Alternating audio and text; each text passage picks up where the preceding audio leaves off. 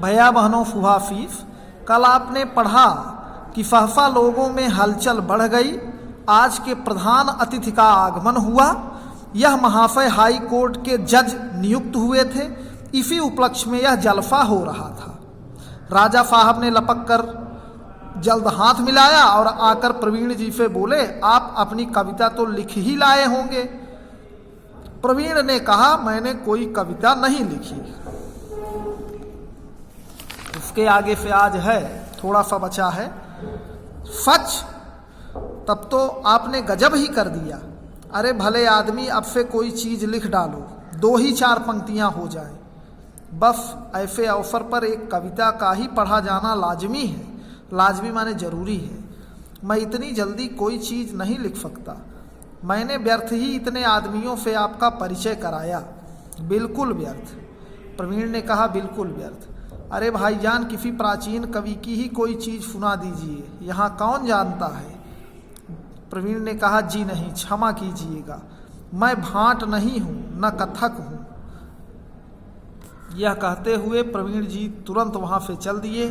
घर पहुंचे तो उनका चेहरा खिला हुआ था। सुमित्रा ने प्रसन्न होकर पूछा, इतनी जल्दी कैसे आ गए? मेरी वहां कोई जरूरत ना थी, प्रवीण ने बताया। चलो, चेहरा खिला हुआ है, खूब सम्मान हुआ होगा, पत्नी ने पूछा। प्रवीण ने कहा, हाँ, सम्मान तो आफा जैसी आफा ना थी वैसा हुआ।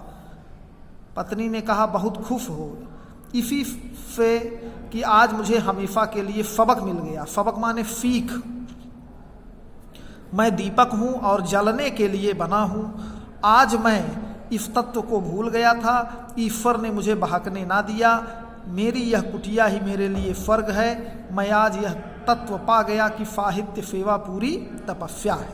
इसमें कुछ लाभ नहीं है, तपस्या है, बड़ा महान कार्य है। यही पाठ समाप्त हो जाता है। आज का अभ्यास प्रश्न हम देख लें थोड़ा सा।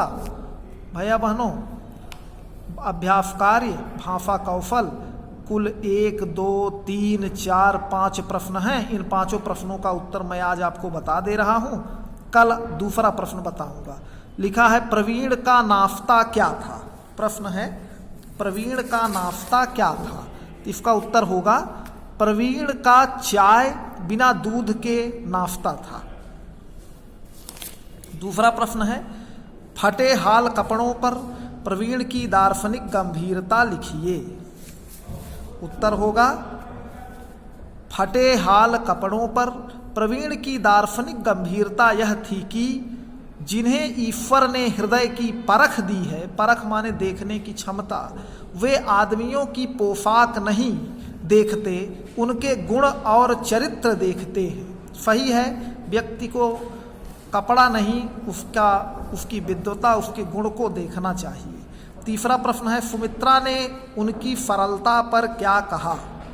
इसका उत्तर होगा, सुमित्रा ने उनकी सरलता पर दया करके बोली, तुम कल्पनाओं के संसार में रहते रहते प्रत्यक्ष संसार से अलग हो गए हो। सरलता जरूर अच्छी चीज है, पर इसका अर्थ यह नहीं कि आदमी फूहड़ बन जाए। फूहड़ माने पहनावा ओढ़ावा ठीक ना रहे, ये गलत बात है। चौथा प्रश्न है, संध्या समय प्रवीण ने किस पोशाक को पहना? पोशाक माने वस्त्र। तो लिखेंगे, संध्या के समय प्रवीण जी अपनी फटी पुरानी अचकन और फड़े हुए जूते और बेढंगी सी टोपी पहनी। यही था उनके पास और यही उन्होंने पहना। अगला प्रश्न है, मोटे साहित्य सेवी के प्रति प्रवीण की सोच लिखिए। तो इसका उत्तर आप लिखेंगे, मोटे साहित्य सेवी के प्रति प्रवीण सोचते थे कि वह अंग्रेजी के कवि थे। उनकी भाषा शैली, विषय, व्यंजना सभी अंग्रेज के रुचि के अनुकूल थे। और हमारी भाषा और धर्मशास्त्र बड़ी है, महान है। हम विदेशी कवियों से भिक्षा नहीं मांगते, हम अपना अलग ही साहित्य लिखेंगे। तो भैया बहनों, ये था प्रश्न। कल हम दूसरे प्रश्न के बारे में बताएंगे। इन लेखक परिचय हमने पहले भी आपको बता दिया था, यहाँ आप देख लें, आप पढ़ लीजिएगा, याद कर लीजिएगा। बाबू गुलाब राय हैं, इन्होंने ठलुआ क्लब लिखा। इनकी कुछ रचनाएं हैं, इधर देखिए लिखी गई हैं। आलोचनात्मक रचनाएं, निबंध संग्रह, बाल साहित्य, संपादन ग्रंथ, ये 5 प्रश्न थे। दूसरा प्रश्न जो अर्थ लिखिए है, इसको हम कल बताएंगे। धन्यवाद।